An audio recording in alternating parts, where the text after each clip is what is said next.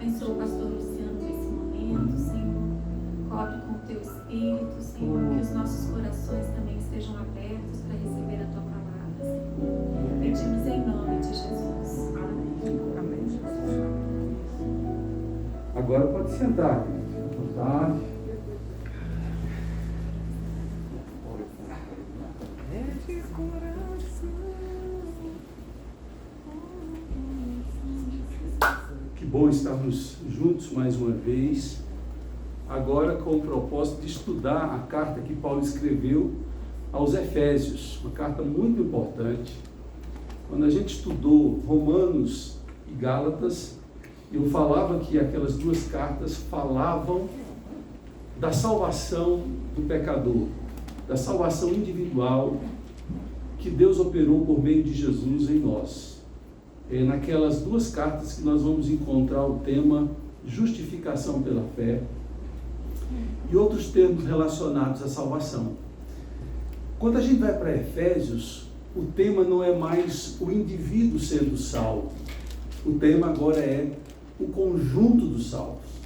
Aqueles que foram remidos, resgatados por Jesus por meio da cruz do Calvário, se unem, se reúnem como igreja.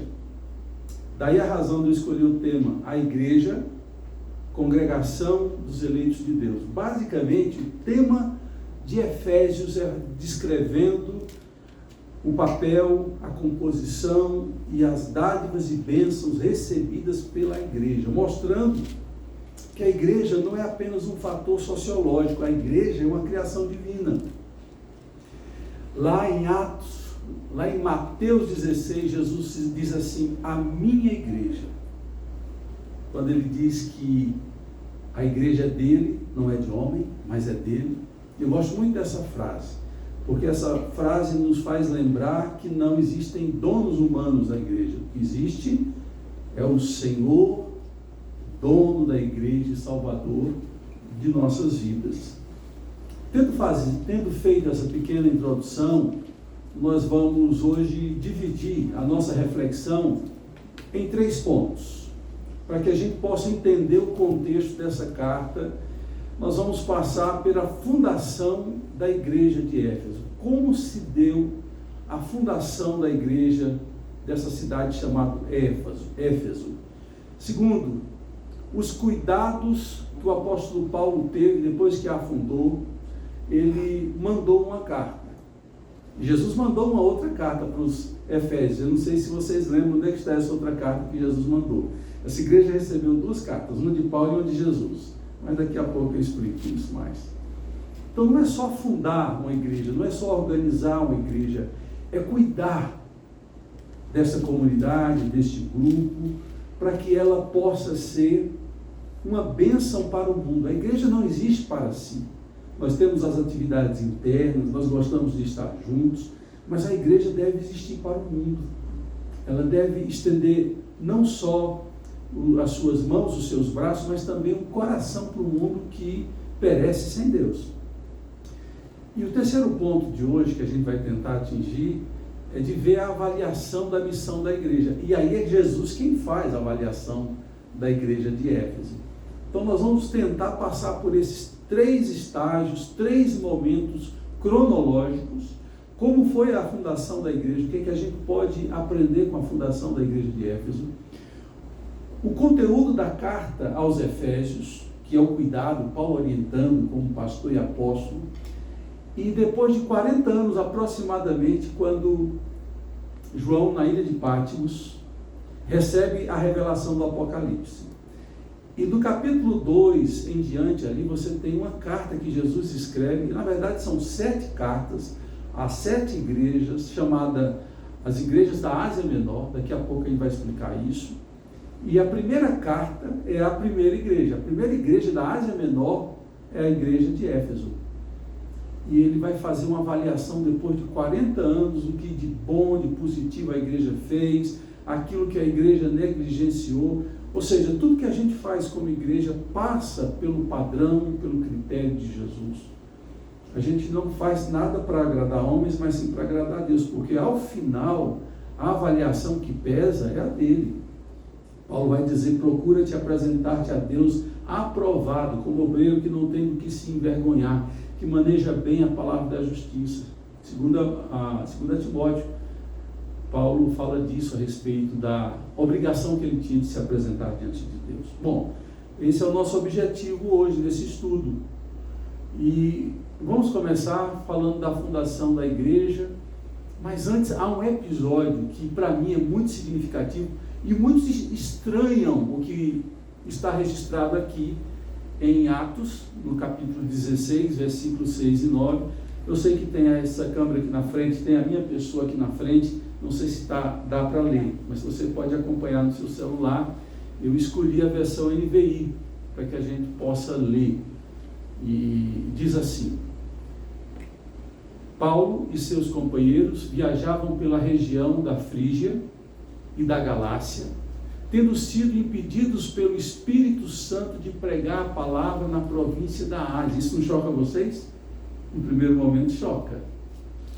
Como é que o Espírito Santo proíbe que Paulo pregue o Evangelho, se essa mensagem é dada a todos, em todo o mundo, sem distinção?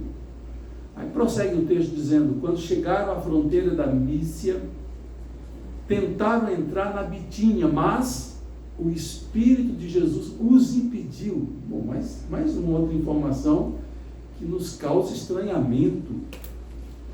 Duas iniciativas nobres de pregar o Evangelho em duas regiões que até então o Evangelho não tinha chegado, e o Espírito Santo impede que ele faça esse trabalho naquele momento, naquelas duas regiões. Então, contornaram a Mícia e desceram a Troade.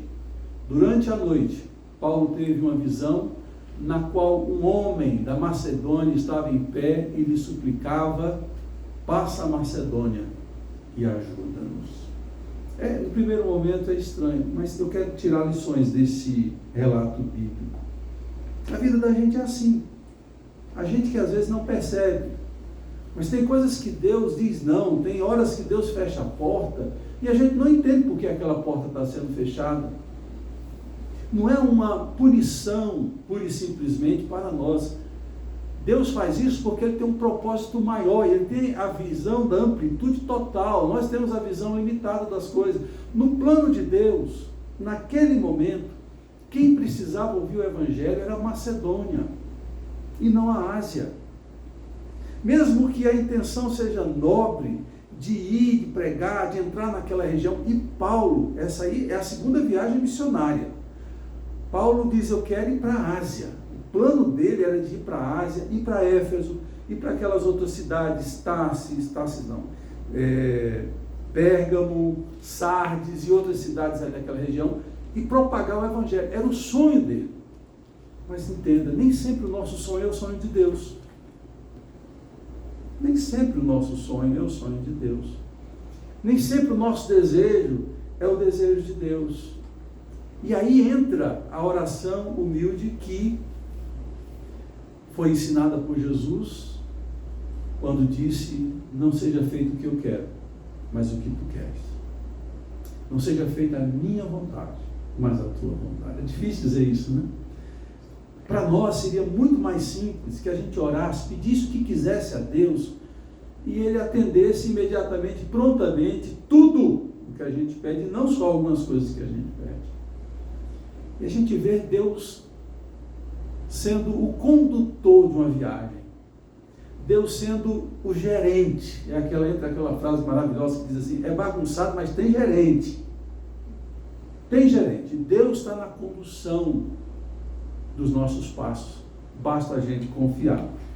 Eu peguei aqui uma ilustração, não sei se vocês vão poder ver bem, que mostra aqui esse caminho que Paulo fez. Paulo, ele vem na sua segunda viagem, ele sai da Judéia, Síria, Antioquia, onde estava a igreja, e pela primeira vez os cristãos foram chamados assim de cristãos, foi nessa cidade de Antioquia, e ele vai anunciando que o concílio de Jerusalém havia determinado, Atos capítulo 15, e ele vai visitando basicamente todas as igrejas da Galácia aqui, que é basicamente essa região aqui, são as igrejas da Galácia, e aquela carta que ele escreveu aos Gálatas é para justamente falar esse povo aqui dessa região. Então, quando ele chega aqui, ele tem o desejo de ir para a Ásia. E o Espírito Santo impede. Aí então eles vão para o plano B. O plano B era o quê? Era ir para a Bitínia. A Bitínia era uma extensão aqui litorânea que ia basicamente até aqui. Sabe o que é isso aqui? O Estreito de Bósforo. Aqui, Istambul hoje, a cidade de Istambul, antes Constantinopla, está aqui. Paulo queria que não existia Istambul, não existia Constantinopla na época de Paulo. Veio ser uma cidade posterior. Mas para que vocês tenham uma ideia geográfica. Tudo isso aqui hoje é Turquia. A Capadócia é mais ou menos aqui. E aqui você tem o que eles chamam de Ásia Menor. Aí quando ele chega perto da Lísia, aqui, e ele vai para Troade, e em Troade ele tem um sonho. Passa a Macedônia e nos ajuda. A Macedônia. Macedônia, lembra que é o grande personagem histórico da Macedônia? Filipe e Alexandre o Grande. Eles são da Macedônia. E quando Paulo tem aquela visão de um macedônio, provavelmente são as vestes que distinguiam o macedônio do romano, de alguém que morava aqui na Ásia Menor. Ele tem um sonho, Deus está dizendo para ele: eu quero que você pregue o Evangelho para a Macedônia. Até que ele chega na cidade de Filipos, que é a capital, e surge depois de um tempo a carta aos Filipenses. É para a igreja dessa cidade de Filipos, na Macedônia. Ok? Bom, agora nós vamos para a fundação da igreja. Antes disso, é interessante. Lembra que eles quiseram ir? Quando ele está retornando da Macedônia, ele desce até a Grécia, prega aos Coríntios, ele passa 1 ano e meio em Coríntios, e ele resolve voltar para o Oriente Médio. E o texto diz: Paulo permaneceu em Corinto por algum tempo. Depois despediu-se dos irmãos e navegou para a Síria, acompanhado de Priscila e Áquila. Antes de embarcar, rapou a cabeça em Secreia, devido a um voto que havia feito. Chegaram a Éfeso. Opa, agora ele vai poder pregar o Evangelho ali. Onde Paulo deixou Priscila e Áquila. Ele, porém, entrando na sinagoga, começou a debater com os judeus, pedindo a eles que ficasse mais um tempo. Não cedeu, mas ao partir prometeu: voltarei se for da vontade de Deus. Então, embarcando, partiu de Éfeso. O que eu acho interessante de Paulo é o senso do temor e o desejo de querer obedecer a Deus. Por quê? Deus disse para ele: não é agora em Éfeso, não é agora na Ásia Menor. Você vai ter que pregar para os macedônios. A oportunidade que ele tem quando ele chega em Éfeso, ele diz: não, Deus não me autorizou ainda.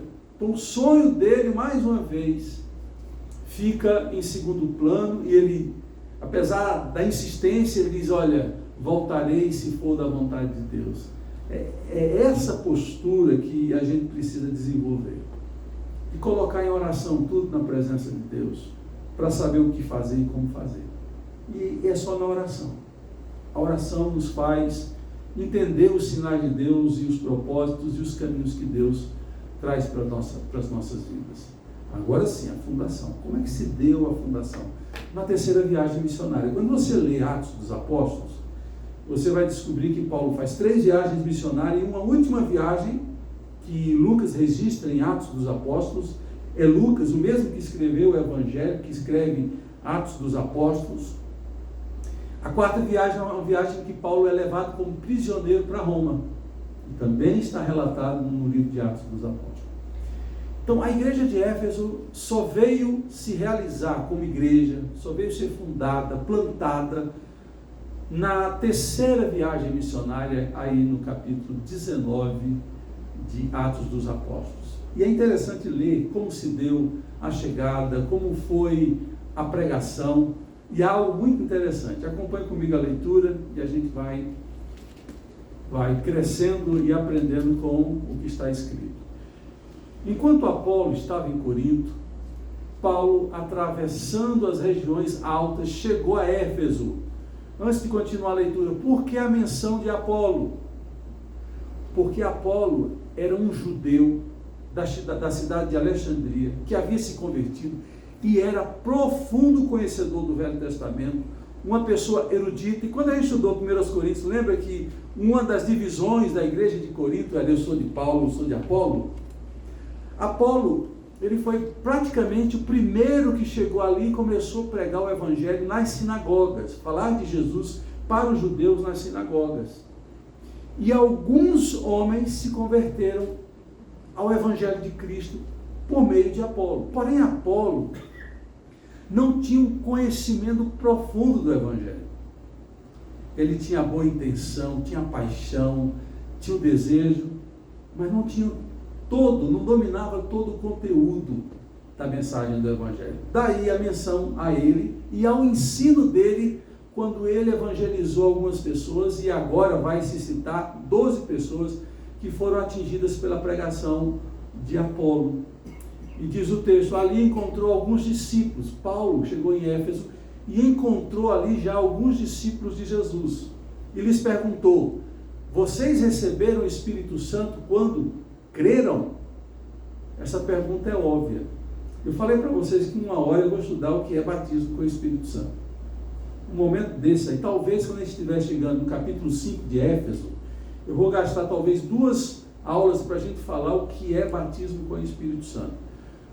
Para ficar claro, o batismo com o Espírito Santo, a pergunta que Paulo faz, subentende que o batismo do Espírito Santo é quando a gente crê. Recebeste o Espírito Santo quando? Quando crestes. Não é quando eu falo em línguas, não é quando eu tenho uma visão celestial. O recebimento do Espírito Santo é quando eu creio. Porque é o Espírito Santo que me dá a condição de crer. Eu, enquanto homem natural, não consigo crer. É a obra do Espírito Santo operando em nós que faz isso acontecer. Então, ser batizado, receber o Espírito Santo, acontece quando a gente crê. Paulo em Efésios vai dizer que nós fomos selados com o Espírito Santo na promessa quando a gente crê. Mas depois a gente aprofunda isso. Eles responderam: não, nem sequer ouvimos que existe o Espírito Santo. Apolo foi deficiente na sua pregação. Certamente ele falou de Deus, certamente ele falou do Filho, mas não falou do Espírito Santo. E Paulo tem essa informação de que eles não sabiam falar do Espírito Santo, nem quem era. E outra pergunta é feita: então, que batismo vocês receberam? Por que Paulo faz a pergunta, que batismo vocês receberam? Porque quando você batiza alguém, você batiza em nome de quem? Do Pai, do Filho e do Espírito Santo. A nossa ligação é com a Trindade Santa.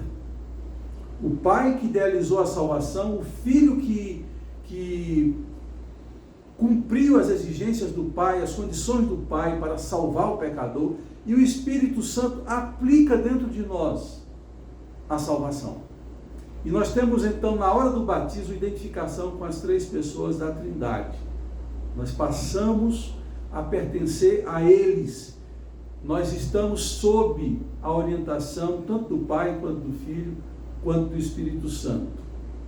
E o texto continua dizendo, o batismo, nós fomos batizados no batismo de João. Aí há uma explicação de Paulo. O batismo de João era para o arrependimento do judeu, era uma manifestação externa da proximidade da vinda do Messias, e vocês precisariam estar arrependidos para receber a vinda do Messias.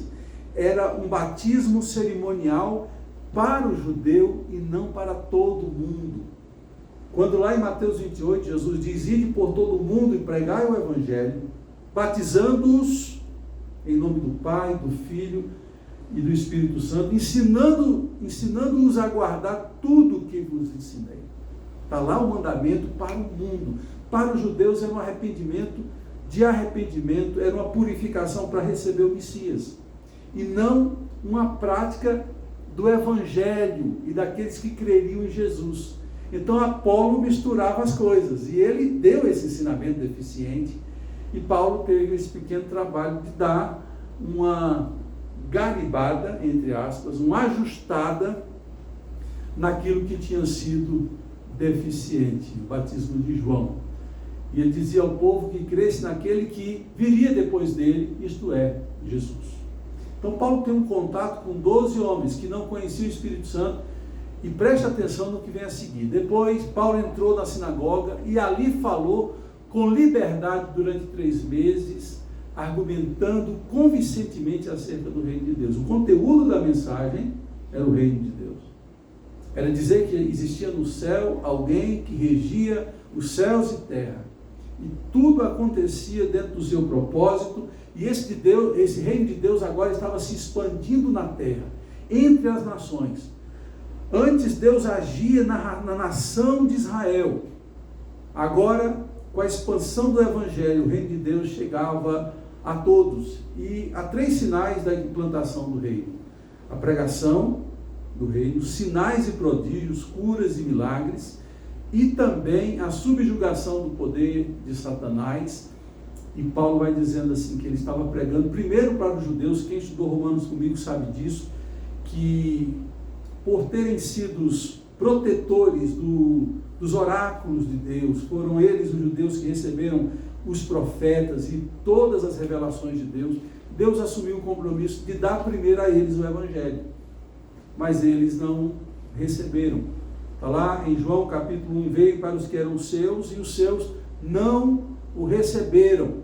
E o Evangelho também foi distribuído para o gentio, aquele que não fazia parte da nação israelita.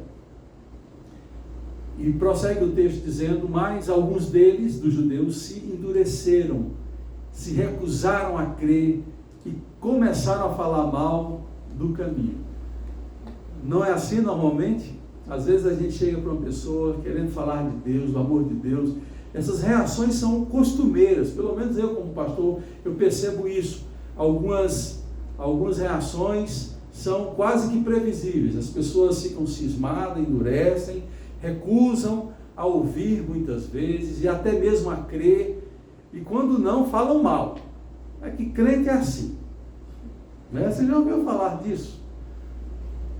Mas eu falo que via de regra acontece. Eu também, quando adolescente, quando pré-adolescente, eu falava muito mal de crente, aí paguei minha língua, né? Agora eu sou crente, e graças a Deus porque eu sou crente.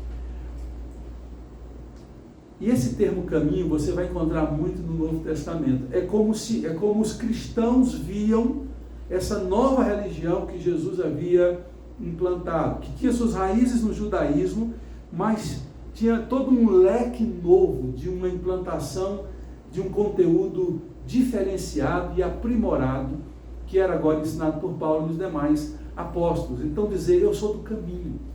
Isso nos lembra João, quando Jesus diz, eu sou o caminho, a verdade e a vida.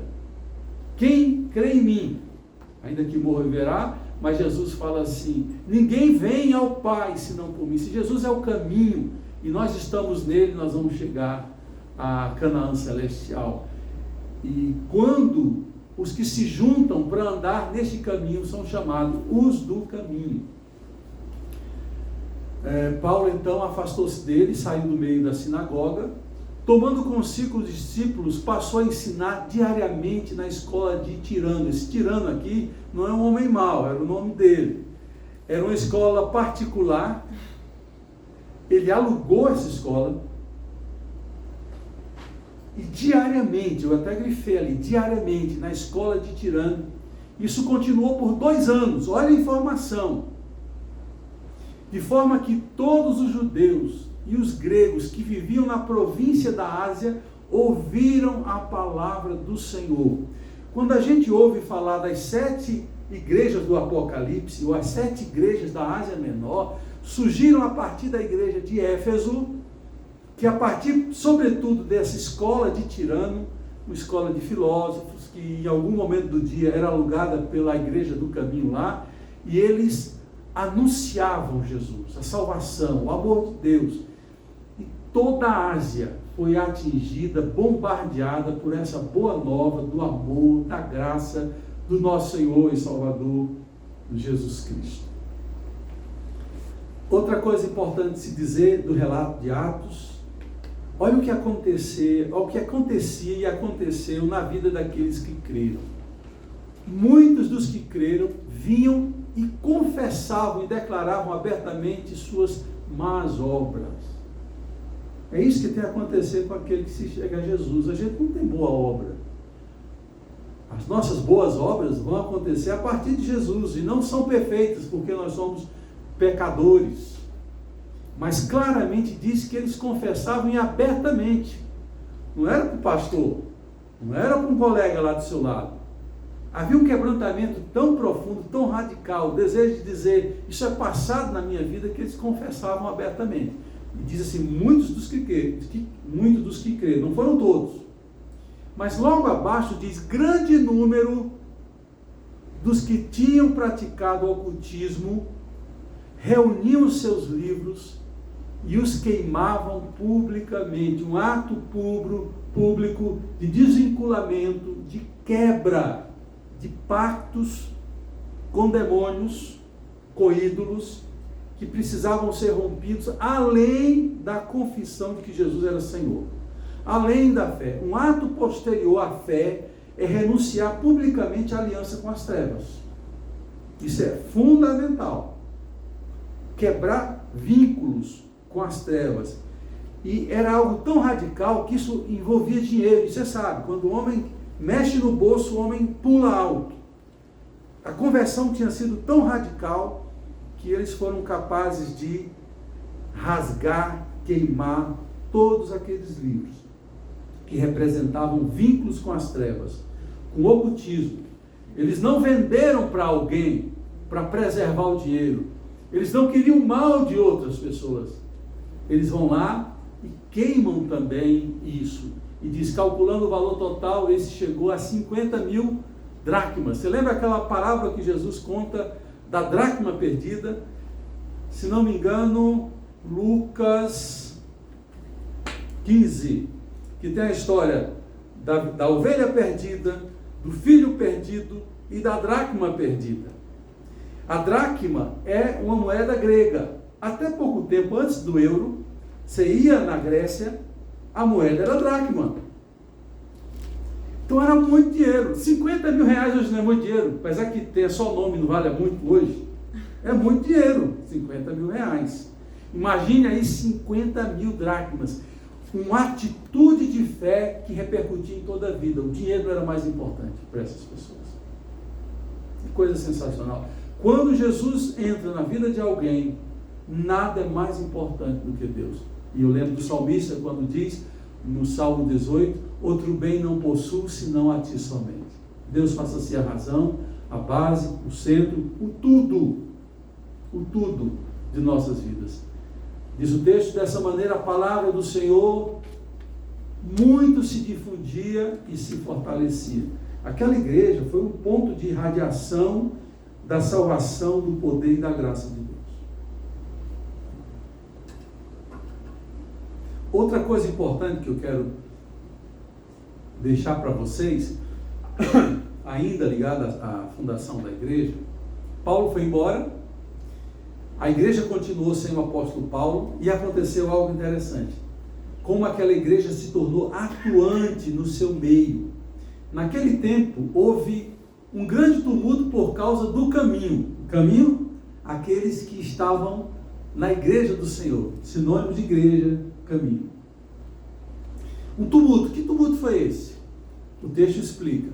Um ourive chamado Demétrio, que fazia miniaturas de prata do templo de Artemis e que dava muito lucros aos artífices, reuniu juntamente com os trabalhadores dessa profissão e disse, senhores, vocês sabem que temos uma boa fonte de lucro nessa atividade e estão vendo e ouvindo como este indivíduo, Paulo, está convencendo e desviando grande número de pessoas aqui em Éfeso e em quase toda a província da Ásia. Diz ele que deuses feitos por mãos humanas não são deuses. não somente há o perigo da nossa profissão perder a miopia não está deixando ver, reputação, mas também de o templo da grande deusa Ártemis cair em descrédito e da própria deusa adorada em toda a província da Ásia e em todo o mundo ser descredenciada. Olha o que a igreja estava fazendo no meio da sociedade. Estava transformando a sociedade. Estava falando e anunciando do perigo. E as pessoas começaram a abandonar a idolatria. Ninguém comprava mais o templo, a miniatura do templo, e nem comprava a imagem de Diana. Nas versões mais antigas, o termo que aparece não é Ártemis, é Diana, a deusa dos Efésios. Mas tanto uma quanto outra são as mesmas pessoas, as mesmas divindades. É o mesmo de Francisca e Chica. Ártemis e Diana, mesma coisa. Aí você vê como aquela igreja era atuante, como aquela igreja pregava, como aquela igreja anunciava o poder de Deus, e a população começou a mexer na vida econômica de uma cidade e de uma região. O evangelho começou a trazer mudanças comportamentais, ideológicas, transformando condutas e fazendo com que eles entendessem que Deus não se representa de forma humana ou não se caracteriza através de imagem ou coisa semelhante. Aí eu peguei aqui, aí é o que restou do templo de Diana ou de Ártemis lá na cidade de Éfeso. Quem fizer, por exemplo, aquelas viagens saindo de Atenas nos... E o Roberto Carlos que gosta de andar? Cruzeiros. Os cruzeiros, dá para ir aí. Eu fui aí. Você também foi, né, Rúlio? O Roberto Carlos. Meus amigos, que emoção. Esse é o resto do que restou do templo de Diana. Mas olha como era. Ó a planta. Enorme. Você sabia que ele era uma das 7 maravilhas do mundo antigo? Olha como era. E a igreja lá chegou e mexeu com tudo, porque até os olivos estavam lá, a tua profissão lá, Cláudia, estava em decadência por conta do evangelho. É quando a igreja faz diferença no meio onde está. Aí está como é hoje e como era. Peguei aqui algumas ruínas da cidade de Éfeso, estão lá ainda. Se quiser ir, pode ir. Olha o tamanho desse teatro, né? Enorme. A maquete da cidade de Éfeso. Aí é o centro, a vida comunitária do povo. Você tem o teatro. É claro que de longe não dá para ver os detalhes, mas para que você tenha a noção de como era a cidade de Éfeso. Quem é essa? A deusa da caça, Diana. A grande Diana, deusa dos Efésios, o Ártemis. Era essa aí que era adorada e que os Efésios se vangloriavam de ter o seu templo ali na sua cidade. Então a gente falou aí da fundação. Agora vamos falar bem en passant sobre o cuidado de Paulo a respeito da igreja de Éfeso. Ele manda essa carta, são 6 capítulos. É um texto maravilhoso. Vocês vão ter que ler essa semana 2 vezes no mínimo, para você ter a carta na sua mente. São 6 capítulos e 2 divisões naturais. Os 3 primeiros capítulos, ele é teórico, ele é doutrinário, é fundamentação básica, para depois dos capítulos 4 a 6, Paulo falar da parte prática do Evangelho. E é muito importante ter essas divisões, por quê? Porque a gente vai deixar de olhar para a doutrina cristã como teoria, como aquilo que eu preciso saber e crer. o evangelho, o cristianismo autêntico tem a parte prática, o que eu tenho que fazer diante do que eu sei.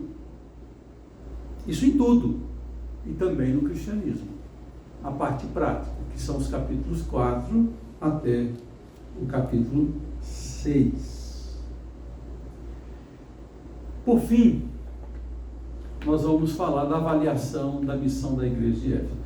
Essa segunda parte, como a gente vai fazer a exposição da carta, eu só apenas falei da estrutura básica da carta aos Efésios. E para terminar o nosso estudo de hoje, nós vamos falar da terceira parte, que é a carta que Jesus escreve à igreja de Éfeso. Disse que ia tratar da fundação da igreja, como se deu, como ocorreu. Depois iria falar da carta que representava o cuidado de Paulo à igreja que ele havia fundado, sedimentando doutrina, orientando a prática. E por fim, depois de aproximadamente 40 anos, 30 e poucos anos, quase 40 anos, Jesus escreve uma carta para a igreja de Éfeso. E essa carta está aí. E a minha miopia não permite que eu leia olhando para lá. Então olharei para cá. Ao anjo da igreja em Éfeso, escreva. Dá até um calafrio, né? Anjo aí, não é que cada igreja tem um anjo. O livro de Apocalipse é um livro muito simbólico. Muito simbólico. E aí você tem que ter a interpretação do simbólico. Daí tantas divergências de interpretação do livro de Apocalipse. Alguns tendem a ser muito literais, outros simbólicos demais, e outros tentam fazer um meio termo, o que é simbólico e o que é natural. Mas na carta que Jesus é a primeira delas, são 7 cartas a 7 igrejas, a primeira carta que ele escreve inicia sempre assim, ao anjo. Alguns chegam ao literalismo de pensar que cada igreja tem um anjo sobre ela, cuidando dela. Não é isso. O anjo, a palavra anjo, angelos, que significa mensageiro. Anjo significa mensageiro. E é nitidamente uma palavra ao pastor da igreja, o mensageiro. Anjo aí é o líder da igreja. Ao anjo da igreja em Éfeso, escreve: essas são as palavras daquele que tem as 7 estrelas em sua mão direita e anda entre os 7 candeeiros de ouro. Isso é muito consolador. Às vezes a gente fica assim, meu Deus, a tua obra, o mundo está tão furioso com a tua igreja, o mundo está fechado para a tua igreja. E Jesus, mais uma vez, de uma forma simbólica, está dizendo que os 7 candelabros é a igreja, são as igrejas ali, e é o papel da igreja de ser luz do mundo, por isso que candelabro, e que ele anda, passeia no meio das 7 igrejas, ele está guardando as 7 igrejas, ele anda por entre elas, cuidando delas. Aí vem um verbo que só ele, Deus, a Trindade Santa, consegue ter esse conhecimento pleno, total. Conheço. Nós achamos que conhecemos. Até podemos ter um nível de conhecimento. Mas quando Deus diz conheço, ele diz eu conheço plenamente.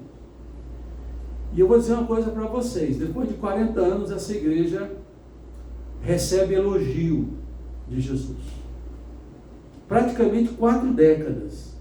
Vocês viram como a igreja começou, as pessoas confessando seus pecados, fazendo rompimento com as trevas, fazendo com que um meio de idolatria da cidade caísse por terra, a venda de réplicas do templo da deusa Diana começou a decair de tal forma que a economia da cidade foi atingida e os ourives e pessoas que mexiam nisso se organizaram contra a igreja. Então era uma igreja muito atuante, muito presente na sociedade. Ele diz: conheço as tuas obras e o seu trabalho árduo e a sua perseverança. Faça uma distinção aí entre obras e trabalho árduo. Obras é aquilo que é feito e acabado. Trabalho árduo é aquilo que você faz para chegar à conclusão de uma obra. Então eles estavam fazendo obras, fazendo ações, E não pense que obras aí é apenas o sentido de obra de ajuda ao necessitado. Obras é no sentido de fazer o reino de Deus crescer e se estabelecer na terra. Conheça as suas obras, o seu trabalho árduo, não tinha moleza. Eles levavam a sério o dia a dia em que eles tinham que trabalhar para si, ter os seus recursos, mas eles não colocavam um corpo mole para trabalhar para Deus. Eles trabalhavam para Deus, pela sua obra. E a perseverança, por que perseverança? A palavra é muito importante. Tem hora que dá uma preguiça, tem hora que dá vontade de parar. O que é que nos faz andar quando tudo isso acontece? Perseverança. É dizer, levanta, que a vida não é fácil. Eu lembro que quando eu comecei a fazer minhas atividades físicas, caminhar, eu chegava em casa, olhava para o sofá olhava para mim e fazia assim, ó.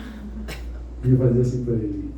A minha tática era chegar em casa, ir para o quarto, botar uma roupa, um tênis e sair. Ou para caminhar, ou para academia. Porque se você sentar, como diz um grande filósofo, já era. Não vai. Não vai. Perseverança é quando você diz assim, cara, hoje não é dia, mas eu tenho que fazer. Isso é uma marca, são 3 marcas, né? As obras, o trabalho árduo e a perseverança dessa igreja. Aí outro verbo, sei que você não pode tolerar homens maus e que pôs à prova, olha que coisa interessante, pôs à prova os que se dizem apóstolos, mas não são, e descobriu que eles eram impostores. A gente terminou agora o estudo da carta do 2 aos Coríntios. A grande questão de Paulo na 2ª carta aos Coríntios era o que os falsos apóstolos, vindo de Jerusalém, fizeram na vida da igreja, o destroço que foi, e mais uma vez, Jesus aí escrevendo, ditando essa carta para João, fala mais uma vez dos apóstolos que dizem ser apóstolos e não são. E eles colocaram esses apóstolos à prova e foi claramente evidenciado que eles não eram de Deus, que não faziam nada para a honra e glória do Senhor. Aí vem isso aqui que contra você, porém, tenho isto. Aí você diz assim, ufa, que será? Até então, elogios, reconhecimento, mas tenho contra ti. E aí vem algo que deve nos incomodar. Deve nos incomodar. Você abandonou o seu primeiro amor. Todos nós um dia tivemos o nosso primeiro amor por Deus. Eu me lembro quando eu me converti. Eu tinha 16 anos quando eu me converti. Foi um negócio profundo. Um amor louco por Deus. Eu queria ler a Bíblia, era algo assim que me prendia. Eu não tinha Bíblia, então um jovem me deu uma Bíblia sem capa. Eu devorava, eu comecei a fazer estudo bíblico, sermão, sem nenhuma formação, e colocando aquilo ali, escrito. Até um dia desse eu tinha, datado de 1986, eu me converto no final de 85 para 86, e eu olhava assim, meu Deus, era muita misericórdia do Senhor, porque não tinha nem pé nem cabeça isso aqui, mas era algo assim, o desejo de se doar para Deus, e a gente vai perdendo. E sabe qual é o grande problema de perder o amor e não estar ali com aquele amor aceso? É que a gente pode fazer o básico, pode fazer muita coisa para Deus, mas sem amor, aquele negócio é obrigação. Então, a questão não é que aquela igreja estava fazendo ou não, mas qual era a base, a motivação do fazer? A gente precisa se perguntar isso, em todas as áreas. Qual a motivação de fazer? E Jesus bota algo aqui que é fundamental para que eles pensem. Eu não quero o trabalho de vocês, eu quero o amor de vocês. Quando diz lá, amarás o Senhor teu Deus de todo o teu coração, toda a tua alma, é porque Deus quer o nosso amor. Pedro, tu me amas? 3 vezes ele faz a pergunta. Por Porque Pedro poderia voltar para a filha e dizer, vou trabalhar para o Senhor. Deus não quer o nosso trabalho. Deus quer o nosso amor. Para que quando você orar, o seu coração tem amor. Quando você cantar, tem amor no seu coração. Quando você olhar para o próximo, você olha com um olhar de amor. Quando você trabalhar, fizer alguma coisa para Deus, a base seja o amor. Então Deus não quer só o nosso trabalho, Deus quer o nosso amor. Por isso que Ele diz assim, vocês deixaram de me amar como deveriam me amar. O amor deve ser cativado todo instante. Deve ser cativado. Cativado e cultivado.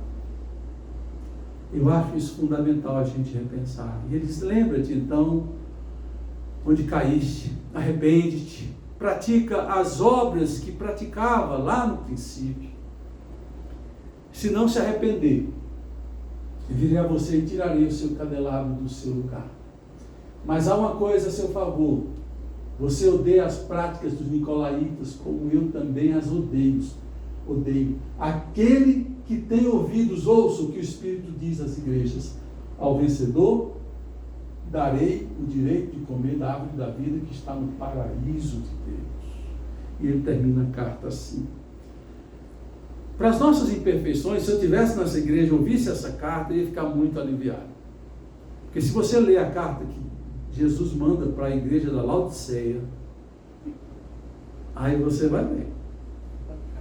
Ali foi dureza, ouviu que a igreja da Laodiceia ouviu. Porque, meus irmãos, se a gente amou, preste atenção nisso. Se a gente amou um dia Deus, nosso amor pode até esfriar. Mas se você abana, o que acontece quando você abana a churrasqueira? Ele volta a acender. Então, a gente precisa cuidar do nosso coração para amar a Deus. Como é que a gente pode, na prática, acender esse amor? Ouvir louvores, músicas que falam de Deus. Leia a Bíblia. Leia. Pode ser que você não esteja entendendo nada, mas uma hora você vai entender alguma coisa. E não se detenha com aquilo que você não entenda ou não entende. Continue com aquilo que você entende. Você está lendo 4 capítulos, entendeu metade de um. Dê glória a Deus, você entendeu metade de um. Eu lembro quando eu me converti, eu queria entender tudo, mas não entendia tudo. Mas o que eu entendi era o suficiente para mim. E assim, Deus fala com a gente. Quando a gente lê a Bíblia, Deus fala com a gente. É profundo isso. Então, além disso, seja regular nas reuniões, para que você esteja num ambiente onde Deus é adorado. Isso está no Velho Testamento e no Novo Testamento. Quando você vai lá para o capítulo 4, diz, tendo eles orado, tremeu o lugar onde estavam reunidos, todos ficaram cheios do Espírito Santo. É numa reunião onde Deus é buscado e adorado que as coisas acontecem, na igreja também. Tem um lado individual, entra no teu quarto e se reúna com seus irmãos. E Deus age. Como está agindo? Está falando ao seu coração hoje. Aqui.